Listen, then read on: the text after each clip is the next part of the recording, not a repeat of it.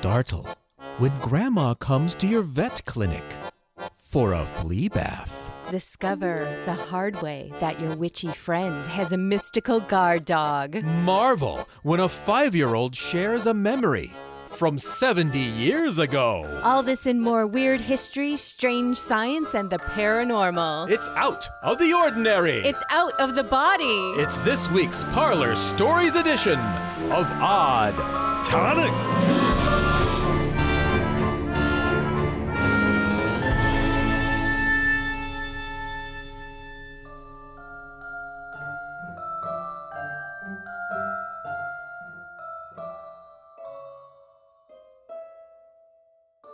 Welcome to the Parlour. I'm Jennifer. And I'm Maxwell. Do come in and have a seat, dear guest. There is plenty of room on the settee, and the tea has just been poured. We hope you've had a wonderful, spooky Halloween, and thank you so much for letting Odd Tonic be a part of it. Absolutely. And we hope that you've been able to download and dazzle friends and family with your new Odd Tonic ringtone. Yes, if you missed the announcement on our Halloween treat, you can still download the ringtones and a morning alarm from our website. Just head over to oddtonicsociety.com. And dear guest, if you came knocking on the parlor door for a fresh story last week, we are so very sorry that we were out. It was not expected, was it, love? No, it was not. I think we had a very intense October with lots of extra bubbling cauldrons to stir. And being two mere mortals, we do what we can. Yeah. And sometimes the magic is delayed. But the magic is back and eager to share more stories of the weird, eccentric, and unknown. And what better way to end an unsolicited but much needed break than another edition of Parlour Stories, true tales of the unexplained sent in by listeners just like you. Agreed. We monster mashed pretty hard in October with many episodes filled with ghosts and ghouls. So, although Jennifer and I may be a bit wistful to leave Halloween behind, we've decided to take a departure from the spooky and have selected listener stories that involve reincarnation, the afterlife, and astral projection. Shoves ghost to the side. Reincarnation, you say? I'm ready to discuss that. Me too, love. And dear guest, you're going to love these. Our first comes to us from A.D. Vaughn from Burbank, California. My Grandma Jean was quite the character. The daughter of Czech immigrants, she was the first member of her family born in the United States. She was a small woman with a big attitude who always had her nails painted, her hair permed, and was constantly surrounded by an aura of Estee Lauder perfume. I was 21 when we found out that Grandma had cancer again, and this time she decided not to fight it. 2 years later, in March of 2001, I finished my finals and I went home to tell my grandmother I graduated from university. She passed away the next evening. In the days following her death, my dad was haunted by his mother. He would hear her whisper in empty rooms. She would visit him in his dreams and he would wake up smelling her perfume in his bedroom. But time passed and Grandma seemed to move on. 5 months later, my grandfather passed away. He had also had cancer, and while he sought treatment, his heart was broken without Grandma, and his body just gave out. 2001 was shaping up to be a rough year. Nearly 6 months out of college and still unemployed, I went up to visit my parents for Labor Day weekend and to help them clean out my grandparents' home. While I was there, I got a call from a veterinarian's office offering me a job as a vet tech. The pay was horrible, and there were no benefits, but I was desperate for work, so I took their offer. I was to come in Monday to fill out paperwork, pick up a uniform, and get a tour. My first day would be Tuesday, September 11th. The first day at a new job is always a bit uncomfortable, but when your first day of work is also a national tragedy, uncomfortable doesn't even begin to describe it. Most of our clients canceled their appointments, so we spent the morning like everyone else, watching the news, calling our families, and crying. Around 10 o'clock, an older woman came in with a little stray dog she had adopted. I joined the doctor and the senior tech in the exam room. As soon as the door closed, I was overwhelmed by the smell of Estee Lauder perfume. I didn't think much of it at first. The dog's owner was of a similar age as my grandmother. Wearing the same perfume wouldn't be all that weird. The exam began and things were going well until the little dog began to pull away from the senior tech. The tech tried to maintain a professional demeanor, but the little dog was having none of it. Their struggle progressed until finally the little dog bit my coworker. She didn't bite hard enough to draw blood, just enough to say, "Back off." The little curly-haired white dog then ran to the back of the exam table and jumped into my arms, and that's when it hit me. It wasn't the woman that smelled the perfume. It was the dog. The owner was stunned by the little dog's sudden change in behavior, commenting on how sweet the dog had been. But this wouldn't be the last time the dog acted out that day. The little dog would growl and nip at any other tech and would try to hide from her vet. Word quickly got around the hospital that I was the only person that could handle this new land shark. This resulted in me spending a lot of time with our fluffy patient. The little dog was kept overnight to get spayed and have a few routine procedures. I gave her a bath, cleaned her kettle, and assisted in her surgery. The entire time, the dog smelled of my grandmother's perfume. Even after the flea bath with the strong-smelling medicated soap, the little dog smelled just like my grandma. I commented on the dog's smell to one of my coworkers, but all she could smell was the medicated soap. During the surgery, I commented to the vet about the strong smell of perfume in the small surgery room, but the vet couldn't smell anything either. At this point, it was impossible to not be suspicious. Could my grandmother have been reincarnated as a small curly-haired dog? Was my grandma possessing this little dog? And if so, why was she here? I stayed with the little dog after surgery to remove her breathing tube as she woke from her anesthesia. I made sure we were alone. Then, while petting the groggy little dog, I asked, "Are you Jean?" The dog raised its head and looked directly at me while making this weird little noise. It's hard to describe this noise other than to say it sounded slightly annoyed.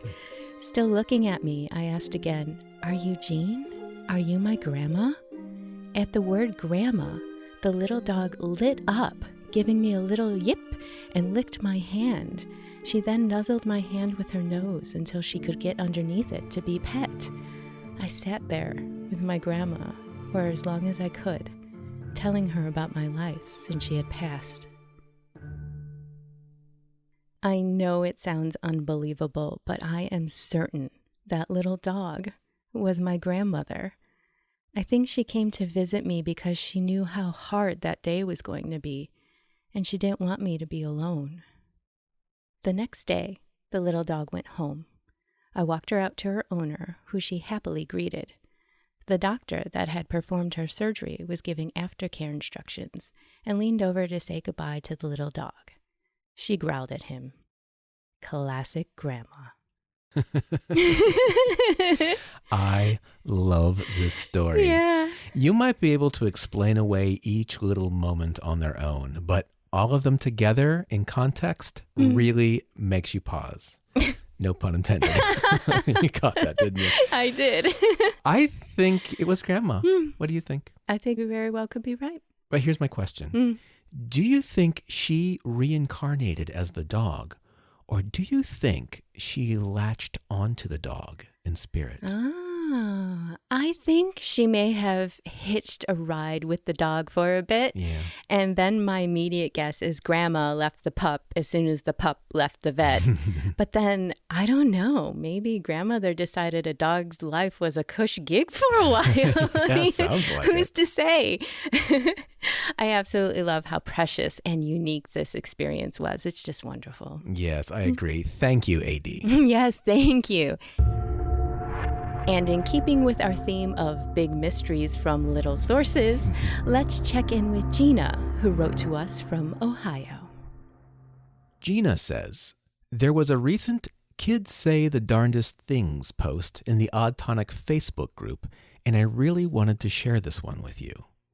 This story happened this year during the first week in October. Keep in mind, this child is 5 years old. He's my nephew, my best friend's son. My nephew has told me multiple stories and will not share them with anyone but me. No matter how impossible they may seem, every story has proven to be true, verified by his mother or someone in the surrounding community with visual or written documentation. This story is just the most recent one. He and his mother just moved into an old farmhouse south of Columbus, Ohio. On the property, there is a silo and 3 old buildings, an open 3-bay garage, a barn, and an animal shed. I had been playing with my nephew out in front of his new house, and he got really solemn all of a sudden, lips quivering and tears forming in his eyes. He had been laughing and happy just moments before, so I asked him what was wrong. He sat down on the covered well he had been playing beside. Then he gestured past the driveway to the 3-bay garage with machinery in 2 of its 3 spaces. Did you know there used to be a tanker truck in that barn? He asked. Now, my nephew is really into trains, but not trucks. And though my husband is a truck driver, we have never had him around tankers, only vans. So when he mentioned a tanker, it threw me off. I said, "Really? How? It wouldn't fit in there." His answer was that it could be broken down and would fit then. I'm thinking, okay, imagination time, so I just go along with it. My nephew looked across the field for a few quiet moments, and I began to think that his story was over. Then he says, "It's in the lake now." I asked, "What lake?" And at this point, the whole tale unfolded. My nephew said, "Well, we were going on a ride, and the man was driving. We were on the bridge, and the truck went sideways. It broke the bridge and went into the lake." He shook his head sadly. "It's at the bottom now." "Why didn't they get it out?" I asked. He gave me an incredulous look. "You can't get it out of the lake. The water's deep, and the bridge won't hold a crane to pull it up." I was in shock. While he does know some construction terms, a small child does not care about, much less have enough knowledge of, weight limitations on structures. He spoke like a grown man who had done construction all his life. "How old were you?" I asked him. "I was just a baby," he said.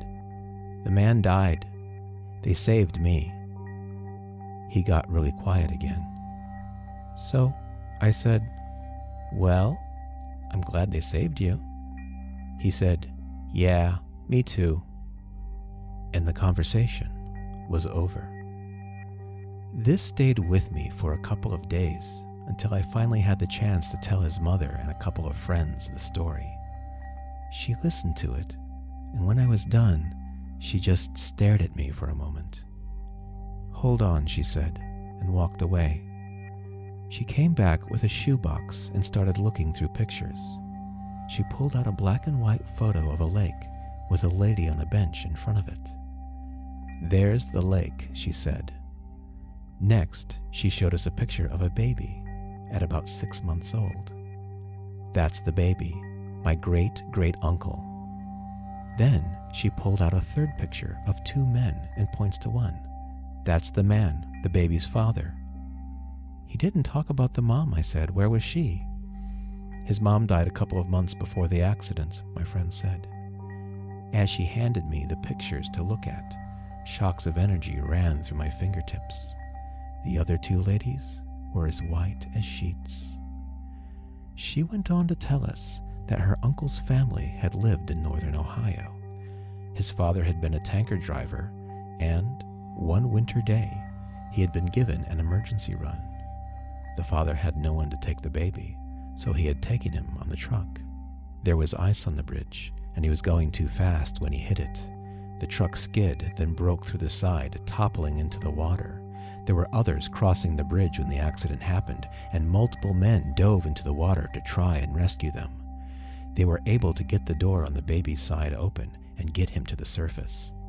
They said that the father died on impact, and as hard as the truck had hit the water, they fully expected the baby to be dead, but he was sputtering and crying when they came to the surface. My friend's uncle was raised by his grandparents after his father died.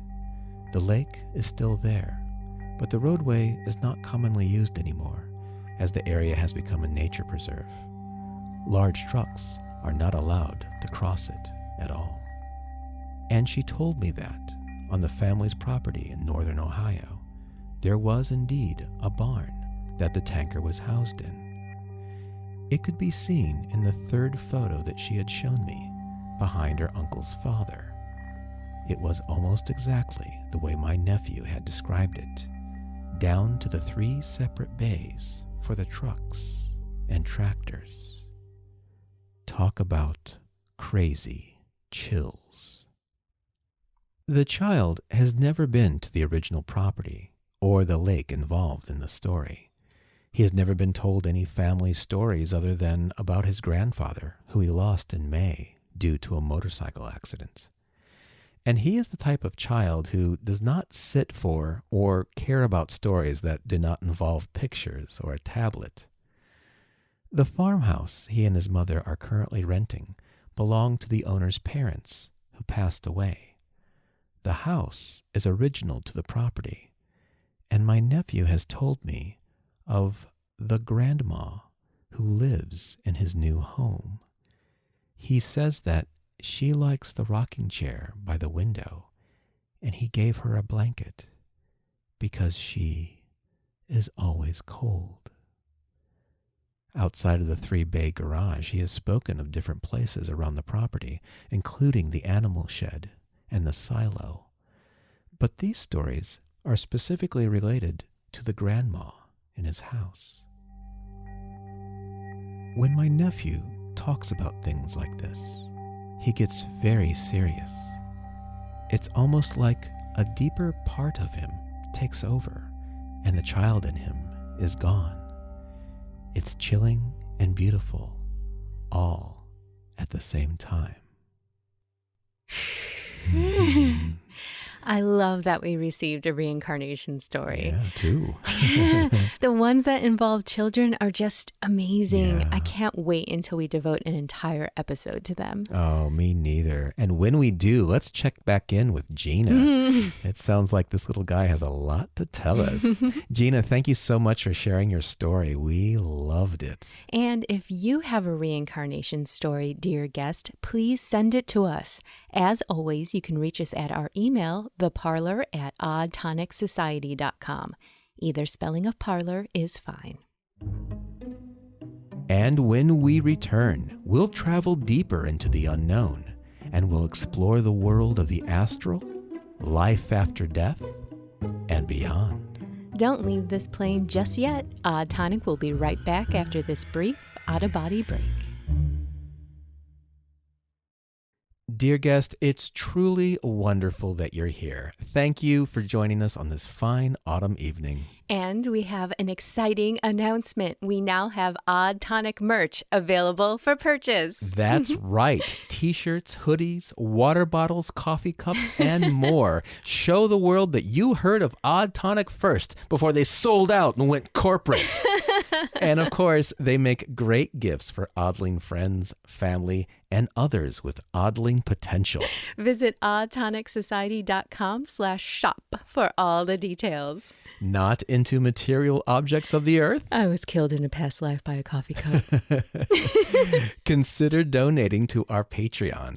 Your pledge directly supports Odd Tonic. Plus, another amazing bonus as a Patreon supporter, and our favorite part, the chance to be thanked by name during the podcast. You could be thanked right now, like how we're going to thank Catherine, Stephen, and Clarence for supporting Odd Tonic. Thank you all so much. And thank you to Robert and Todd. You're the best. We'd also like to thank Janessa with SalishSeaSirens.com, the Siren Sisters of the Pacific Northwest of the U.S., who offer musical entertainment, mermaid lessons, and more. We also want to give a big spooky thank you to Miscellaneous Magick, whose magical crafts can be found on Facebook or Etsy.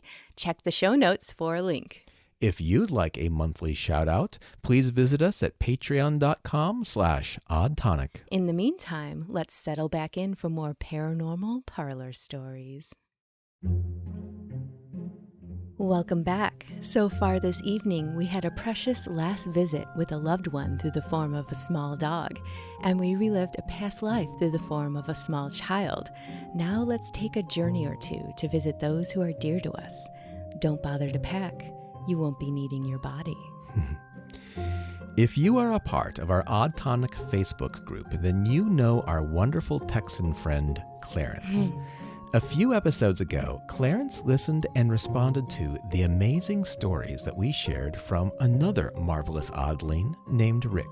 And if you haven't heard Rick's stories, check out the Monster in the Ether edition of Parlour Stories. He talks about sleep paralysis, ghostly visitations, and his adventures in astral projection. It's one of our favorites. Clarence shared with us that he, too, has had some out-of-body adventures. But before we go into detail on those, he offered some intriguing insight on how these types of experiences all began for him. My father's side of the family, says Clarence, while being very Catholic, was always into the abilities of the mind and spirit. If you have the faith of a mustard seed, nothing will be impossible type stuff. Remote viewing, aura reading, even spirit healing were things that I just grew up with. Now, my dad's favorite party trick, when his friends were over, was having me count how many fingers were held up behind my head. Now, this wasn't remote seeing, it was more like feeling the shape of the aura behind me. No matter what his friends did to try to disprove it, let's go outside and everyone stand behind him so you two aren't cheating, I would get it. Some in my family even like to manipulate their own aura and poke you with it from a distance. Spiritual rubber band guns, as it were. My family can also take the sickness and pain from other people in small doses, but I never learned the second step of passing it back out into the universe. Whereas the rest of my family usually just throws it into a flame and is done with it. I kind of have the mental hang-up of, I'll write it out so no one else has to take a fraction of it. I also suffer from sleep paralysis and exploding head syndrome. With the latter, I always just thought we lived in bad neighborhoods. I've had experience with astral projection and out-of-body experiences too. In high school, I met a friend of mine, Kim, who is now like my sister. And in contrast to my upbringing, she was raised in a house full of some variation of witches. Sadly, I know little more than that, other than that her mother was, at the time, the head of the local coven. Neither of us really discussed the ins and outs of our religions or beliefs. We just got the gist of it, where it applied to the metaphysical phenomenon I mentioned earlier.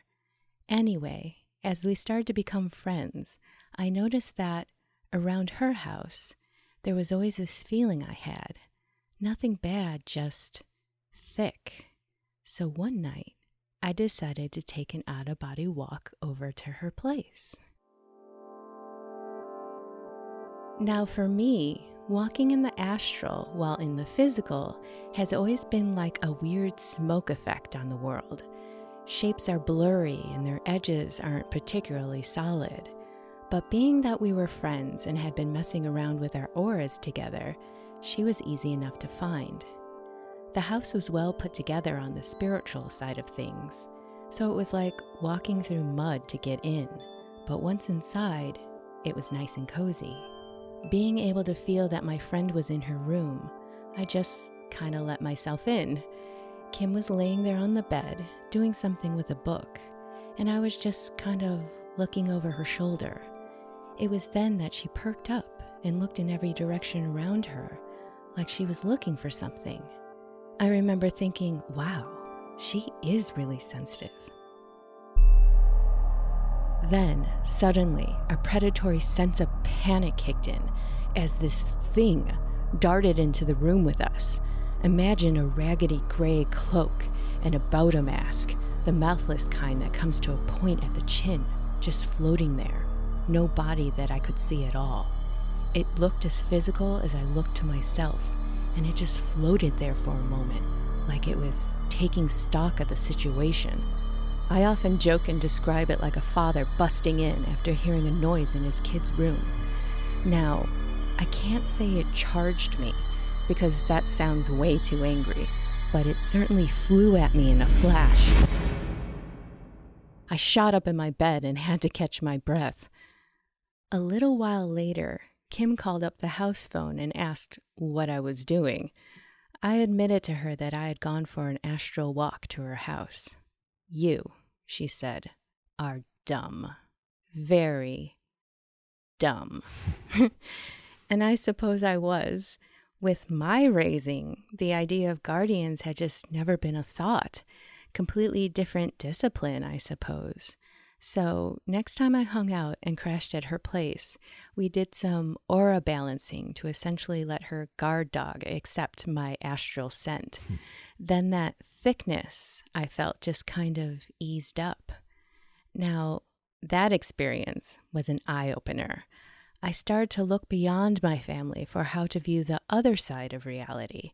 I had to learn defense, at least. I have found that when you are removed from your body and are in the astral, it is a place of will, emotion, and visualization. So my defense is to take the light of love in my heart and have it flow over me like a second skin. It gives me protection as well as a sense of comfort. With how my family's friends had behaved towards my dad's party trick, I had always assumed it was a very, very, very small group of people who could do these type of things. I was very wrong. Wow. Clarence did not disappoint with a good story. Clarence, teach me how to do these things. I'm packing a bag. I'll let you know when I'm at the airport. The visuals this story conjures are incredible. Yeah. I want to visit the witch house. Never mind the spiritual watchdog. Tell me more about what their mantle looks like. I'm such a witch dork. But seriously, what a great slice of life example of what it's like to be so attuned. Yeah. Everyone's story is just so unique. Thank you so much for sharing yours, Clarence. Yes, thank you. And hey, you and Rick are really going to enjoy this next story. Listen to this. After our phone calls from the Dead episode, another listener and fellow oddling, Gabrielle, mentioned that her father had received these types of calls too. And like Clarence, her father is also naturally attuned to the astral and its many worlds. I was born extremely sensitive, he tells us. I had all kinds of visitors coming into my room at night since my earliest memories. From there, he became the eager student of many guides and teachers who came to him from the astral state. He says that the learning and work he did with them at night brought about even higher levels of sensitivity and skill in mastering his consciousness. But it wasn't only in the astral that he received his teaching. Between the years of 1977 and 1981, his sister, his mother, and he took classes at the UCLA Experimental College in Los Angeles, which focused on psychic development and communication with spirit. Milton Schwartz, who taught the class, described the phenomena of getting phone calls in the middle of the night from those who had died. And it was after several talks with Schwartz that the family began to experience it for themselves. The calls would happen at 3 a.m., but there was never a voice. However, the spirits found other ways to make themselves known. His sister and he received many night visitors during this time. One night, as he was putting the cats out before going to bed, he heard his sister say, "Good night," out loud from her room. Then, a few minutes later, she opened her door and asked if he had just been standing over her bed. He said no. "Well," she said, "someone had been." He also shared with us that he had many experiences with his grandma Molly after she had passed on. He describes these two as being the most profound.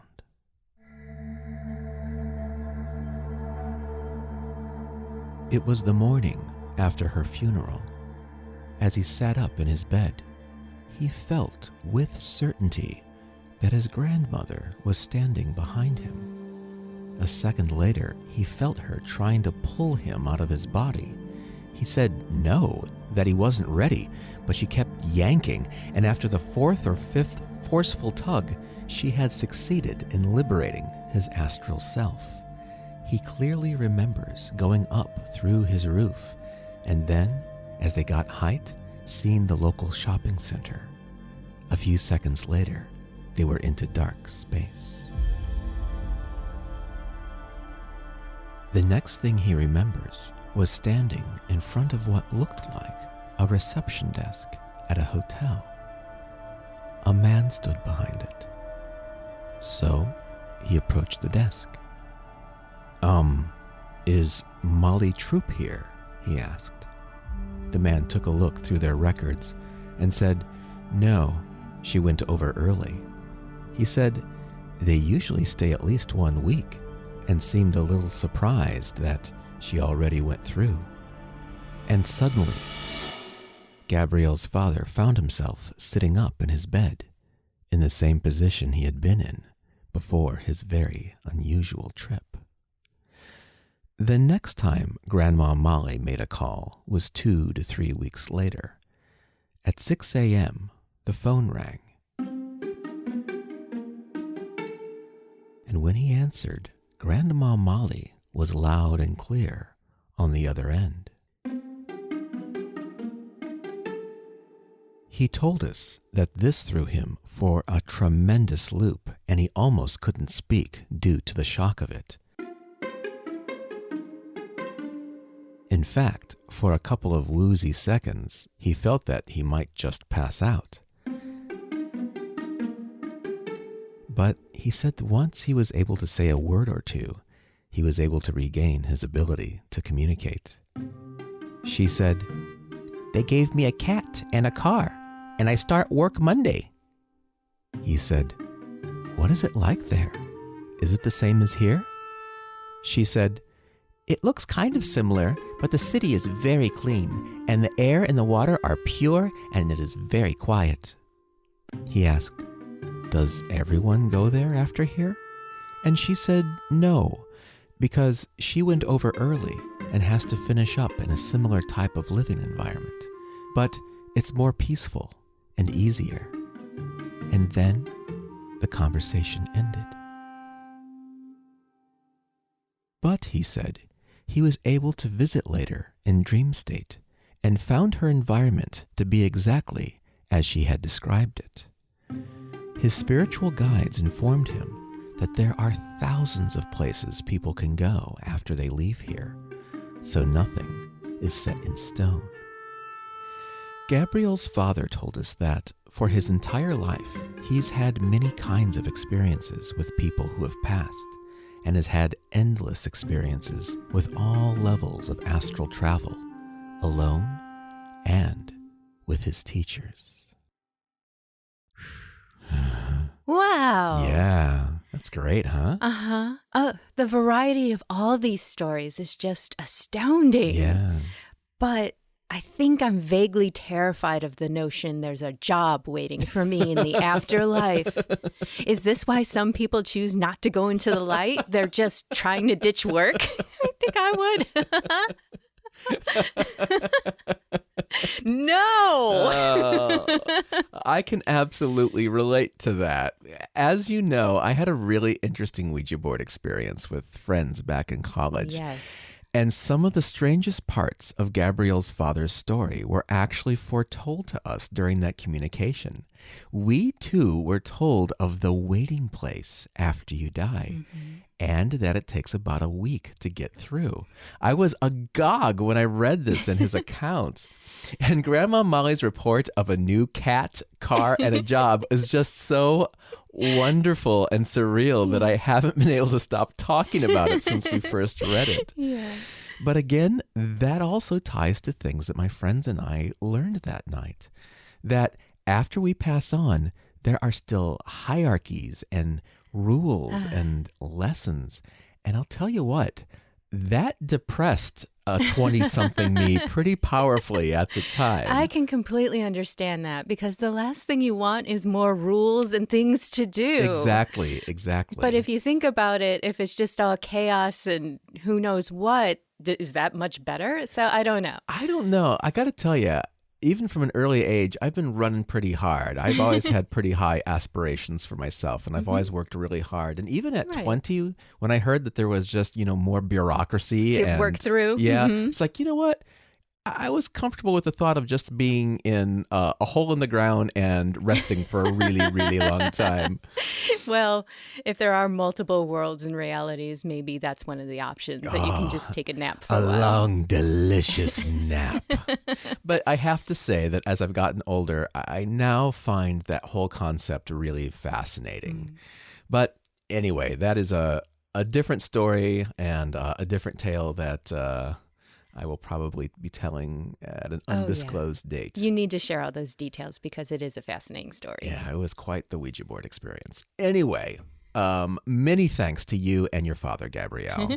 And we will brew a fresh pot of tea if he would like to tell us any more stories. Oh, absolutely. We would love to hear everything. Until then, that wraps up this Parlour Stories edition of Odd Tonic. Remember to subscribe so you never miss a show, and leave us an iTunes review so others can find us too. And don't forget to follow us on Facebook, Twitter, or Instagram, all at Odd Tonic Society. And check out our enhanced episodes of Odd Tonic on YouTube to get a deeper glimpse into the parlor and into our teacups. We'll be back next week with more weird history, strange science, and paranormal peculiarities. This is, dear guest, goodbye for now. But remember, if, when you awake one morning, you are aware of an invisible presence in your room, which begins tugging your soul from your body with the intent of spiriting you off to death's uncharted realms, don't worry. It's just us. Good night.